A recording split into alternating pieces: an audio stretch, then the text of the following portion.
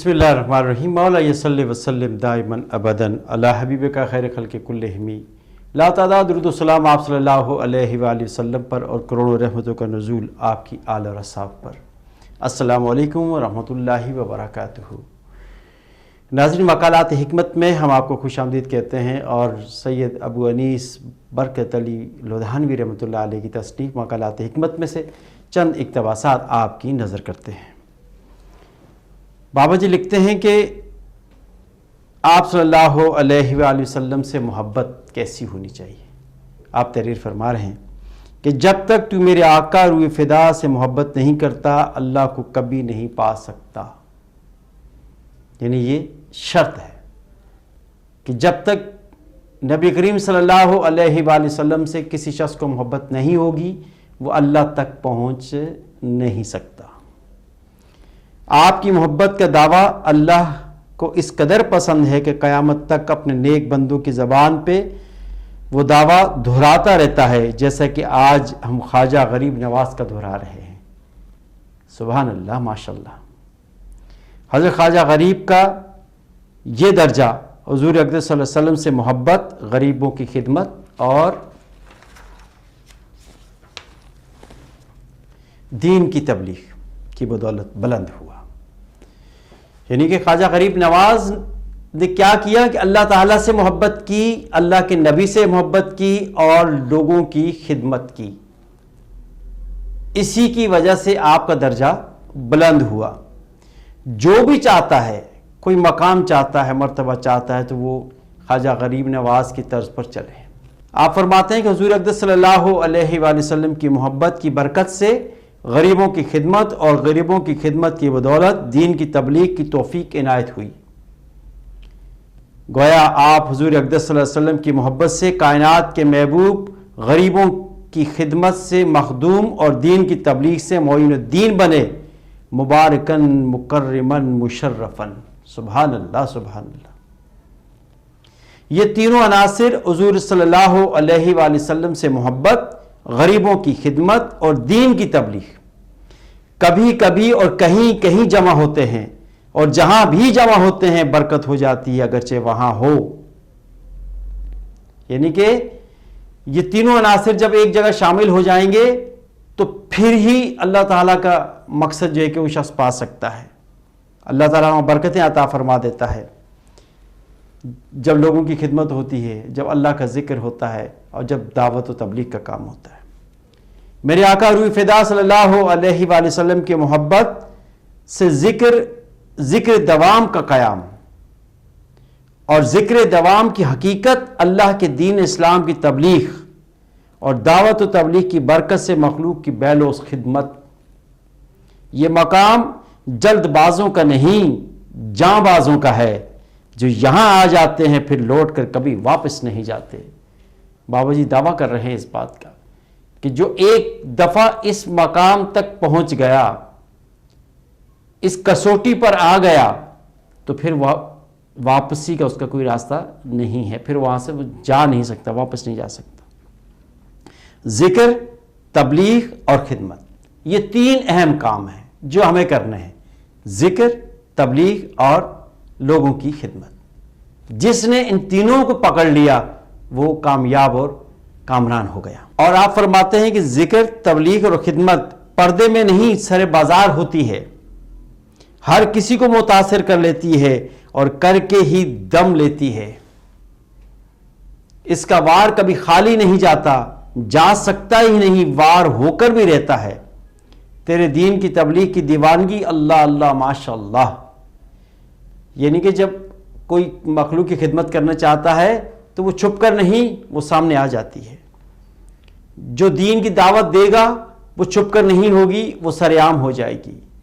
जो अल्लाह का जिक्र बुलंद करेगा अल्लाह ताला उसे बुलंद कर देगा, दुनिया उसके पीछे पड़ जाएगी। मुबल्लिग से फरमाते हैं कि मुबल्लिग कैसा होना चाहिए, उससे मुबल्लिग से खिताब फरमाते हैं कि वो कैसा होना चाहिए, जो लोगों को दीन की दावत दे वो खुद कैसा हो, क्या मयार होना चाहिए। आप फरमाते हैं कि अपनी तकरीर में किसी को शहंशाह ना कहो, नाज बरदार न कहो, تقریر میں کسی کو شہنشاہ نہ کہو، ناز و بردار نہ کہا کرو، یہ کہا کرو نہ پیر ہیں نہ فقیر، عام مسلمان ہیں، گناہ گار بھی ہیں، ہر مسلمان کو اپنے سے بہتر سمجھتے ہیں، ہر کسی کا ادب کرتے ہیں۔ جب یہ عناصر اس کے ذات کے اندر آ جائیں گے تو پھر وہ مبلغ بن جائے گا۔ یعنی کہ اپنے آپ کو تکبر کا شکار نہ کر لو، غرور میں مت آ جاؤ، کسی انا میں مت آ جاؤ۔ جب بھی خطاب کرو، جب بھی لوگوں سے ملو، جب بھی لوگوں کے سامنے جاؤ تو اپنے آپ کو بولو میں فقیر ہوں، میں فقیر ہوں، کوئی پیر نہیں ہوں، میں کوئی عالم نہیں ہوں، میں عام مسلمان ہوں۔ جب یہ چیز آ جائے گی تو پھر آپ کی دعوت کا اثر دوسروں تک پہنچے گا، بات اثر کرے گی۔ لیں گے ایک مختصر سا وقفہ۔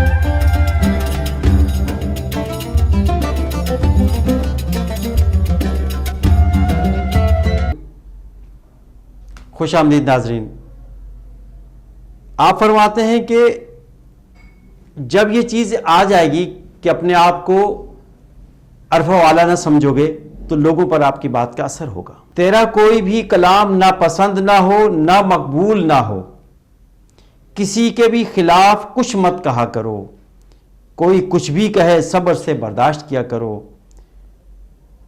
مصنف چلا جاتا ہے، تصنیف چھوڑ جاتا ہے۔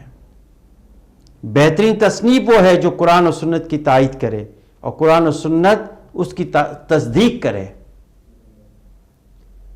یعنی جو بھی تحریر لکھو وہ ایسی ہو کہ قرآن اس کی تصدیق کر رہا ہو، کوئی قرآن و سنت کے خلاف کوئی بات نہ کہو اور نہ کسی پر کبھی تنقید کرو، اور کوئی کچھ بھی کہے صبر کرو، برداشت کرو۔ تیرا کوئی کلام اور تیری کوئی تحریر دین کے کسی کلام اور کسی تحریر کے کبھی خلاف نہ ہو۔ تیرا کلام محبت کا ایک پیغام لائے اور جو دل میں ایک دوسرے سے متنفر اور بیزار ہو کر منہ موڑ بیٹھے ہیں انہیں پھر سے ملائے۔ اللہ اکبر۔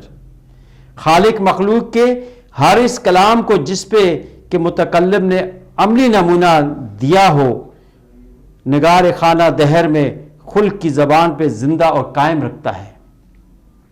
مولانا رومی حضور اقدس صلی اللہ علیہ وسلم کی محبت کے شیدائی تھے۔ جس انداز سے آپ کا نام اور کلام زندہ ہے کسی اور کا نہیں۔ حضور صلی اللہ علیہ وسلم کی محبت میں سرشار ہو کر جو کلام لکھا جاتا ہے اثر رکھتا ہے، باقی رہتا ہے، مقبول عام ہوتا ہے اور مقبول اسلام ہوتا ہے۔ اسی لیے تو علامہ اقبال نے کہا کہ دل سے جو بات نکلتی ہے اثر رکھتی ہے، پر نہیں طاقت پرواز مگر رکھتی ہے۔ جو دل سے بات کی جائے گی، جو دل سے کام کیا جائے گا وہ اللہ کی بارگاہ میں مقبول ہوگا۔ جس کسی نے جو بھی کلام سنت مطہرہ کی اتباع میں کہی مقبول ہوئی، پھلی پھولی اور زندہ اور جاوید رہی، ماشاءاللہ۔